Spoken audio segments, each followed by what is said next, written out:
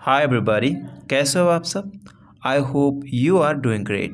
In today's video, let's talk about something that would be related to your spoken English. Okay, so let's begin the topic now. The first topic would be remind of. Remind of का मतलब होता है याद दिलाना या फिर याद आ जाना। उस जगह पे हम रिमाइंड ऑफ को यूज़ करते हैं। इसका बनाने का स्ट्रक्चर होता है सब्जेक्ट, उसके बाद रिमाइंड। रिमाइंड को आप चेंज कर सकते हैं, टेंस और सब्जेक्ट के हिसाब से ये चेंज होता रहेगा। ओके, उसके बाद ऑब्जेक्टिव प्रोनाउन आपको रखना पड़ेगा। मी, हिम, हर, अस, जो भी होगा यू, उसे आप रखेंगे। उसके बाद ऑफ रखेंगे। फिर उसके बाद ऑब्जेक्ट, कोई भी जो ऑब्जेक्ट होगा उसे आप रखेंगे। या तो कई बार क्या होता है, यहाँ पे कोई अगर वर्ब आता है तो आपको उसमें आईएनजी फॉर्म में दिखाना पड़ता है। ओके, तो आइए कुछ एग्जांपल्स को देखते हैं। इस गाने ने मुझे बचपन की याद दिला दी। This song reminded me of my childhood. जब मैं इस जगह को देखता हूँ तो मुझे अपनी दादी की याद आती है, याद आ जाती है, ये भी कह सकता हूँ। Okay, when I see this place it reminds me of my grand mother. बहुत ही प्यारा है, प्लीज़ यूज़ करिए इसे भी। जब भी मैं इस खाने को खाता हूँ तो मुझे अपनी माँ की याद आ जाती है। Whenever I eat this food, it reminds me of my mother. जब मैं इस तस्वीर को देखता हूँ तो मुझे अपने बचपन के सभी अच्छे पल याद आ जाते हैं। When I see this photo, it reminds me of all the good times of my childhood. इस फूल की खुशबू मुझे उस बगीचे की याद दिलाती है जहाँ हमने अपना पहला किस किया था। The fragrance of this flower reminds me of the garden where we had our first kiss. The next topic would be with great love. With great love का मतलब होता है बड़े प्यार से। ओके, अगर सेंटेंस में आप यूज़ करते हैं बड़े प्यार से तो आप कह सकते हैं विद ग्रेट लव। ओके, जैसे मैं बड़े प्यार से आपको बताना चाहता हूँ कि आप मेरे लिए बहुत ख़ास हैं। I want to tell you with great love that you are very special to me. मैं बड़े प्यार से आपके लिए खाना बनाया था, ये पास्ट का सेंटेंस है। Okay, I made this food for you with great love. I made this food for you with great love. मैं बड़े प्यार से आपकी सफलता के लिए प्रार्थना करता हूँ। I pray for your success with great love. मैं इस दुनिया में हर किसी को बड़े प्यार से प्यार करना चाहता हूँ। मैं चाहता हूँ कि हर कोई खुश और स्वस्थ रहे।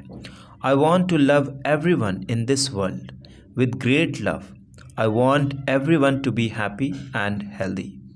The next sentence is, मैं जानता हूँ कि तुम एक व्यस्त व्यक्ति हो, लेकिन मैं तुमसे पूछना चाहता हूँ कि क्या तुम इस सप्ताह मेरे साथ डिनर पर जाना चाहोगी?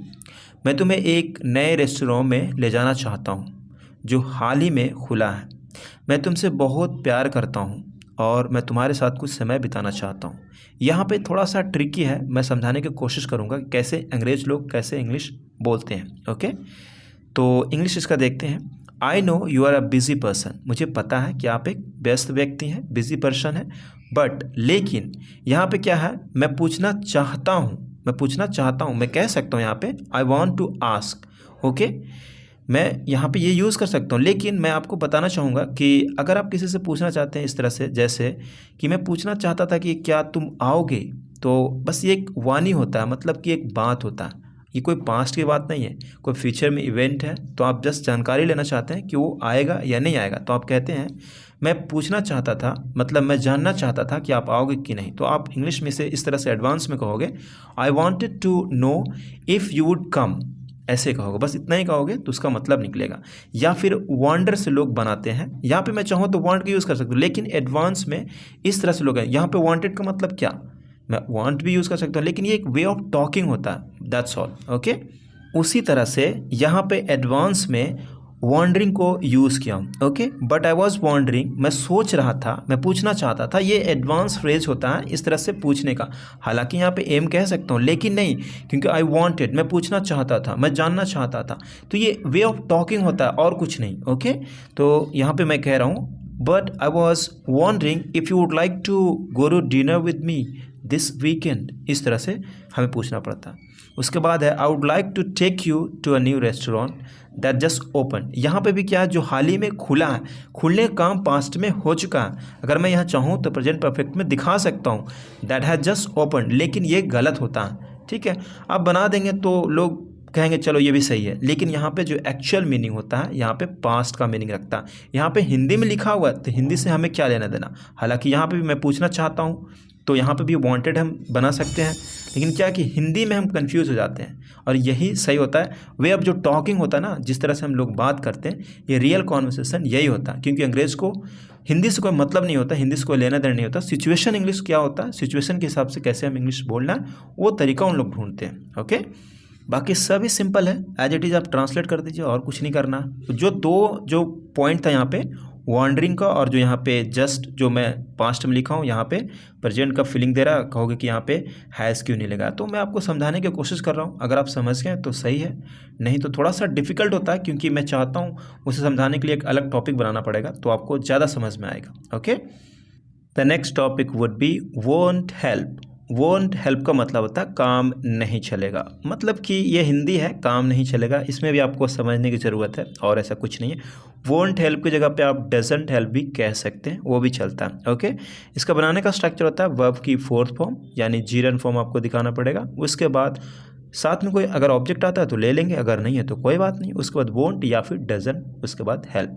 जैसे रोने से काम नहीं चलेगा या फिर रोने का कोई फ़ायदा नहीं, तो सब मतलब सेम ही सेंस होता है। ओके, रोने से अब काम नहीं चलेगा, रोने का कोई फ़ायदा नहीं। ओके, यानी रोना बेकार है, मतलब सेंस वही है, सेंस के हिसाब से हमें ट्रांसलेट करना और इंग्लिश बोलने की कोशिश करना। ओके, रोने से काम नहीं चलेगा, आपको अपनी समस्या का समाधान ढूंढना होगा। क्राइंग वोंट हेल्प या फिर crying doesn't help, you need to find a solution to your problem. गुस्सा होने का कोई हल नहीं निकलेगा, गुस्सा होने से कोई हल नहीं निकलेगा, शांत होकर सोचिए। Getting angry won't help, getting angry doesn't help, calm down and think, calm down and think. Simple. किसी को दोष देकर कोई फ़ायदा नहीं होगा, क्या कह सकते हैं, किसी को दोष देना काम नहीं चलेगा। किसी को दोष देकर क्या मिलेगा, मतलब इस तरह से आप हिंदी सोचते हैं तो that is good, no issue, सोच सकते हैं। तो मतलब तो वही है, राइट। किसी को दोष देकर कोई फ़ायदा नहीं होगा, अपनी गलती को स्वीकार करो और आगे बढ़ो, स्वीकार करें और आगे बढ़ें, दैट इज़ ऑल्सो गुड। तो आप कह सकते हैं ब्लेमिंग समबडी या ब्लेमिंग समवन वोंट हेल्प या फिर डजंट हेल्प, ये भी कहते हैं लोग। ओके, तो आप ये भी कह सकते हैं accept your mistake and move on. पछतावा करने से कोई लाभ नहीं होगा या फिर पछतावा करने का कोई फ़ायदा नहीं, कोई काम नहीं चलेगा, मत करो पछतावा। भविष्य के बारे में सोचो और बेहतर करने का प्रयास करो। Regretting won't help, think about the future and try to do better. मैं जानता हूँ कि तुम अपने दोस्त से बहुत नाराज़ हो, लेकिन उससे बात ना करने से काम नहीं चलेगा। अगर तुम अपनी बात नहीं रखोगे तो वो कभी नहीं समझ पाएगा कि तुम नाराज़ क्यों हो। Okay, simple. I know you are very angry with your friend but not talking to him, उससे ना बात करना won't help, doesn't help. If you do not communicate, अगर बात नहीं रखते या बात नहीं करते, he will never be able to understand why you are angry, नहीं समझ पाएगा कि क्यों तुम गुस्से हो, क्यों तुम नाराज़ हो। ओके, तो प्रैक्टिस करिए। Next one is yearn for या फिर yearn टू। अगर टू है तो वर्ब की फर्स्ट फॉर्म आएगा, अगर फॉर है तो कोई सिंपली नॉन रख लेंगे। ओके, इसका मतलब ये होता है कि कोई भी इंसान किसी चीज़ के लिए तरसता है, तरस जाता है, तो उस जगह पे yearn को यूज़ कर सकता है। जैसे हमसे बात करने के लिए, वह हमसे बात करने के लिए तरसता है। He yearns to talk to us, he yearns to talk to us। मैं तुमसे मिलने के लिए तरस गया था, I yearned to meet you। मैं आइसक्रीम के लिए तरस गया था, I yearned for ice cream। यहाँ पे ऐसे नॉन यूज़ कर रहे हैं, राइट। वह 1 रुपये के लिए तरस गया था, He yearned for 1 rupees। In a sense, in a sense का मतलब होता है एक तरीके से, एक मायने में। यूज़ करिए इसे भी, सेंटेंस से पहले आप रख सकते हैं इन अ सेंस या फिर बाद में रख सकते हैं, that is also good.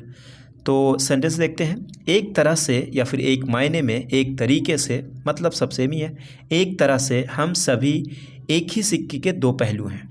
In a sense we are all two sides of the same coin. एक तरीके से, एक मायने में मैं समझता हूँ जो आप कह रहे हैं, लेकिन दूसरी ओर मुझे लगता है कि यह एक मुश्किल सवाल है। In a sense I understand what you are saying, but on the other hand I think it's a difficult question. बड़ा ही आसान है, सब का सब सिचुएशनल इंग्लिश है, इसे समझिए, रट लीजिए तो और बेहतर है। रटना नहीं है, आपको बस बनाना है, समझना है। एक मायने में टाइम ही पैसा है। हमारे पास एक दिन में केवल 24 घंटे होते हैं, इसलिए हमें बुद्धिमानी से समय को उपयोग करना चाहिए। In a sense time is money. We only have 24 hours in a day, so we should use the time wisely. It's not that ऐसा बात नहीं है। ऐसा बात नहीं है कि मैं नहीं जाना चाहता हूँ। It's not that I don't want to go. ऐसा नहीं है कि मैं तुमसे प्यार नहीं करता। It's not that I don't love you. ऐसा बात नहीं है कि मैं तुमसे नाराज़ हो जाऊँगा। It's not that I would get annoyed with you. ऐसी बात नहीं है, अगर तुम जाना चाहते हो तो जा सकते हो। It's not that if you want to go you can go.